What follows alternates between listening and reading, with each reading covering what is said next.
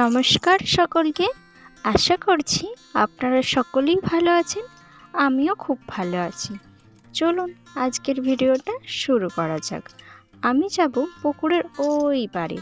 এখন আমি আছি এই পাড়ে। চলুন ওই পাড়ে যাওয়া যাক। হাতে এক বোতল জল নিয়ে আমি এখন যাব এই বাগানের ভেতর দিয়ে। চলুন আপনারাও আমার সাথে চলুন।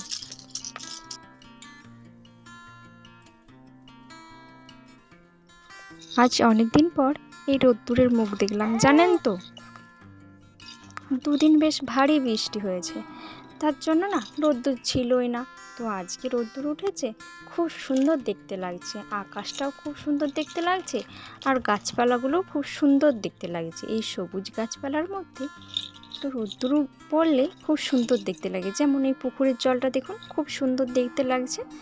তো চলুন, এই দেখুন, এতক্ষণ দেখেছিলাম বড় বড় পুকুর, এখন দেখালাম একটা ছোট্ট পুকুর। তো চলুন আগে আপনাদেরকে দেখিয়ে দিই। ওই দেখুন দূরে একটা গরু বাঁধা আছে না, ওই গরুটা দেখুন কি সুন্দর দেখতে, সাদা আর কালোতে, খুব ভালো লাগলো। চলুন আগে সুন্দর প্রাকৃতিক দেখুন কি সুন্দর অপূর্ব দৃশ্য, গ্রাম বাংলায় ছাড়া আমরা কোথাও দেখতে পাবো না। এইদিকে দেখুন চারিপাশে ধান ক্ষেত, আর আকাশটা দেখুন সাদা আর নীলে ভারী সুন্দর দেখতে লাগছে। আর এই পাশে চারিদিকে বাঁশ বাগান। ওহ কি অপূর্ব দৃশ্য। চলুন আসল জায়গায় নিয়ে যাই।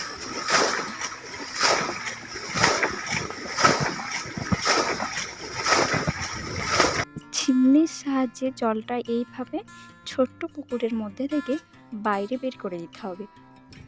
বাইরে বের করে দেওয়ার পরে জলটা আর থাকবে না, তো তারপর এখানে যা মাছ আছে সেগুলো আমরা ধরে নেব। দেখুন আকাশটা এখান থেকে খুব সুন্দর দেখতে লাগছে, তাই না, উঁচু বনের মধ্যে থেকে।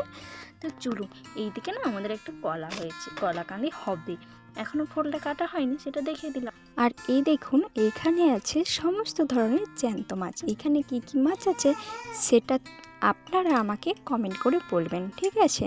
তো চলুন এরপর বাড়ি ফিরে যাক। আজকের ভিডিওটা আমি এখানেই শেষ করলাম। ভালো লাগলে লাইক কমেন্ট শেয়ার। দেখা হচ্ছে পরের ভিডিওয়।